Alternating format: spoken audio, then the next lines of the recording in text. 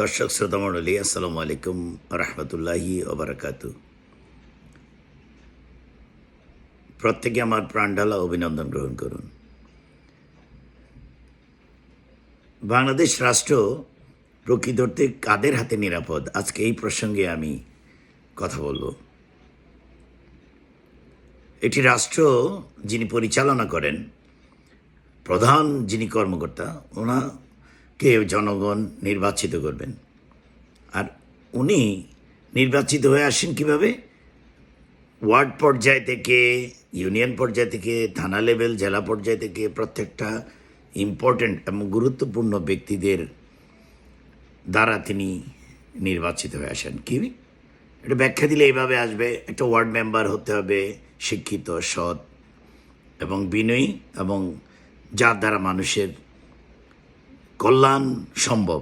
ঠিক তদ্রূপ ইউনিয়ন পর্যায়ে, থানা পর্যায়ে প্রত্যেকটা জায়গায় আপনাকে সিলেকশন করতে হলে, একজন ভদ্রলোক তার মেয়েকে বিয়ে দেওয়ার জন্য একটি পাত্র যেভাবে নির্বাচিত করেন, তিনি চিন্তা করেন যে আমার মেয়েটা কোন পরিবারে, কোন ছেলের নিকট বিবাহবন্ধনে আবদ্ধ হলে সে সুখী এবং সমৃদ্ধ জীবন যাপন করতে পারবে, সততা, সম্মান এবং আভিজাত্য বজায় রাখবে। ঠিক তদ্রূপ রাজনীতিক বিবেচনায় একটা সুস্থ সুন্দর মানুষকে আমরা যদি জনগণের প্রতিনিধি হিসেবে নির্বাচিত করতে পারি, তাহলে উচ্চ লেভেল পর্যন্ত প্রত্যেকটা সেক্টর সুন্দরভাবে সাজিয়ে আনতে পারলে আমাদের রাষ্ট্র নিরাপদ হবে। যেমন দেখুন, একটি রাষ্ট্র কতগুলো উইংসের উপরে পরিচালিত হয়। যেমন একটা পুলিশ ডিপার্টমেন্ট থাকবে, 3 বাহিনীর প্রধান থাকবে, যেমন আর্মি, নেভি, এয়ারফোর্স। প্রত্যেক প্রধান নির্বাচিত হতে হবে যোগ্যতার ভিত্তিতে, এডুকেশনাল ব্যাকগ্রাউন্ডের ভিত্তিতে, কোয়ালিটি যার রয়েছে, যার মধ্যে দেশপ্রেম রয়েছে, যে কোনো অসৎ লোক দ্বারা প্রভাবান্বিত হবেন না, যিনি অসৎদের শাস্তি দেওয়ার মন মানসিকতা প্রবণতা রাখতে পারেন। ঠিক তদ্রূপ পুলিশ প্রধানও আপনাকে সেভাবে নির্বাচিত করতে হবে। আজকে আওয়ামী লীগ কেন একটা দুঃসময় অতিক্রম করছে?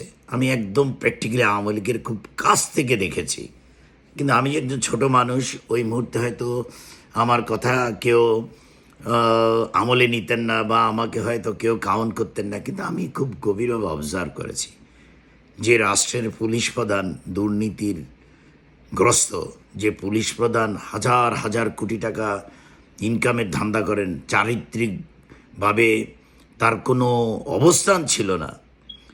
হ্যাঁ, আপনার সেই লোকের কাছে কিভাবে আপনার পুলিশ ডিপার্টমেন্ট নিরাপদ থাকবে?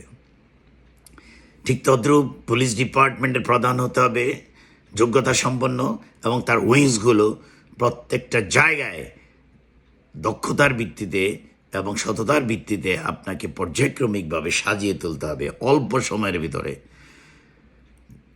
তদ্রূপ এয়ারফোর্স বলেন, আর্মি বলেন, নেভি বলেন, প্রত্যেকটা ডিপার্টমেন্ট এভাবে সাজিয়ে মিনিস্ট্রি লেভেল থেকে যে মন্ত্রণালয়ের প্রত্যেকটা ডিপার্টমেন্টের যে দায়িত্বে থাকবেন, তিনি হতে হবে সৎ, তিনি হতে হবেন যোগ্য, তিনি হতে হবেন ভালো মানুষ। আপনি এইভাবে নির্বাচিত করার পর যখন ভালো মানুষগুলোকে দায়িত্ব দেওয়া হবে, আর সে ভালো মানুষগুলোকে অবজার্ভ করার জন্য আরেকটা উইংস থাকবে, আর রাষ্ট্রের প্রধান হিসাবে আপনার কাজই থাকবে বা আমার কাজই থাকবে সেই উইংস সঠিক এবং সুন্দরভাবে কাজ করছে কিনা। যেখানে দুর্নীতি দেখব, যেখানে অপরাধ দেখব, যেখানেই বাজে মানুষের সংমিশ্রণ দেখব, যেখানেই কোনো ক্রাইম সংগঠিত হবে, তাৎক্ষণিকভাবে অ্যাকশন নিতে পারলেই এই রাষ্ট্র হবে সুন্দর, এই রাষ্ট্র হবে সুসংগঠিত।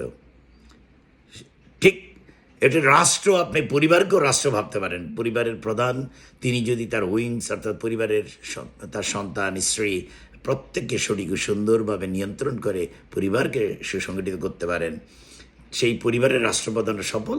তদ্রূপ রাষ্ট্রীয় পর্যায়ে রাষ্ট্রপ্রধান সফল হবেন যখন তার প্রত্যেকটা উইংস তাকে সঠিক ও সুন্দরভাবে সাপোর্ট দিয়ে সততার সহিত কর্মকাণ্ড করবেন, অপরাধীদের শাস্তি নিশ্চিত করতে পারবেন।